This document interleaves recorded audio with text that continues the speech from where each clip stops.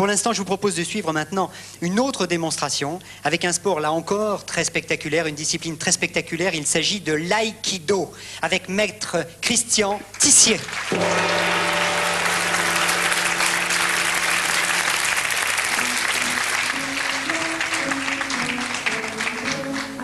Alors l'aïkido, Pierre-Yves Benoliel. Je crois que justement il faut faire la distinction entre sport et art martial. Ce qu'on disait tout à l'heure qu'il n'y a pas de... Il n'y a plus de maître asiatique, c'est complètement faux. Là, on voit l'aïkido, il n'y a pas de compétition, c'est uniquement un art martial. Et le fondateur, à 80 ans, arrivait à projeter 5 ou 6 jeunes hommes de 30 ans en pleine force physique. Donc il y a autre chose. C'est vrai que les Européens sont plus forts au niveau sport, mais les maîtres, c'est quand même encore en Asie qu'on les trouve dans la majorité des cas. Et il y a une autre dimension quand même. C'est bien de leur rendre hommage comme ça, je trouve. Alors, ils ne sont pas vêtus de la même façon que les autres combattants. C'est-à-dire que là, c'est le hakama, c'est la jupe-culotte que portaient les samouraïs parce que ça cache le déplacement des jambes, le taï-sabaki. Donc on ne peut pas deviner ce que va faire l'adversaire. La jupe-culotte des samouraïs. C'est un art martial qui s'est développé à partir de 1931. Ushiba Moriei. C'est ça. Technique de bras tout à fait particulière. C'est toujours le mouvement circulaire, toujours le cercle. Tout se fait en cercle et en spirale avec l'utilisation de la force centrifuge et centripède. Et le contrôle du corps. Regardez le travail de Christian Tissier, 6e dan, qui est le DTN de la Fédération française d'aïkido. Moi qui suis un béotien, définissez, je pose des questions bêtes, mais après tout, peut-être qu'il y en a d'autres qui s'en posent. Définissez-moi exactement art martial. Eh ben justement, enfin on va voir le kung-fu tout à l'heure.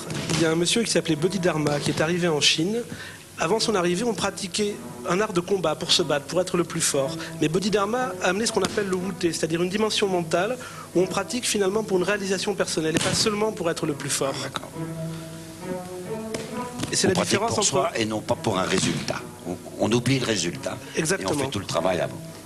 Voilà, Christian Tissier donc, Et de cette façon, on arrive à l'efficacité la plus grande. C'est ça qui est amusant. qui continue sa démonstration avec Patrick Bénézy, qui est 5e dan, Philippe Orban, 4e dan, Daniel Bourguignon, 3e dan, Pascal Guillemin et Bruno Gonzalez, qui sont 2e dan.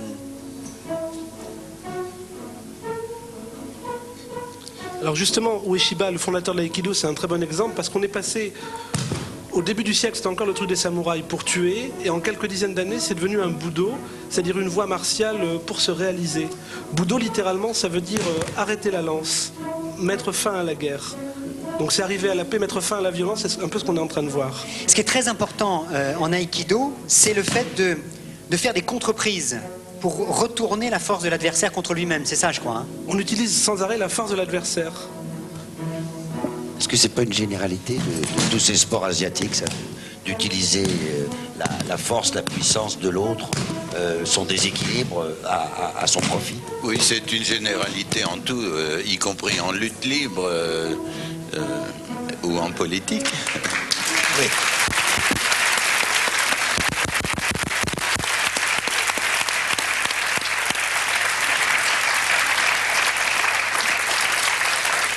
Voilà, merci Christian Tissier, merci.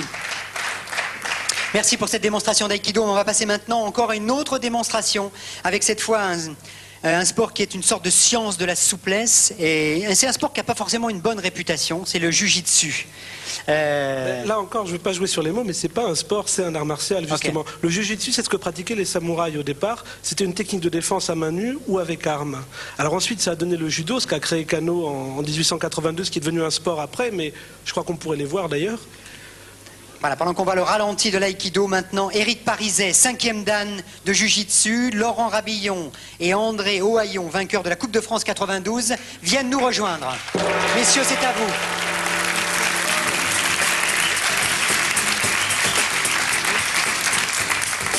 Alors, la différence, par exemple, avec l'aïkido qu'on a vu juste avant. Alors, dans le Jiu-Jitsu, qui est donc l'ancêtre du judo, on va voir qu'il y a des projections, des coups frappés et des clés. Alors que voilà, là, par exemple, on va avoir des prises qui ressemblent. Voilà, ça ressemble à du judo. On retrouve dans le judo. Là encore, projection soutenu. Clé de bras. Le jiu-jitsu dérive du judo et le aïkido dérive du sabre. C'est pas la même origine.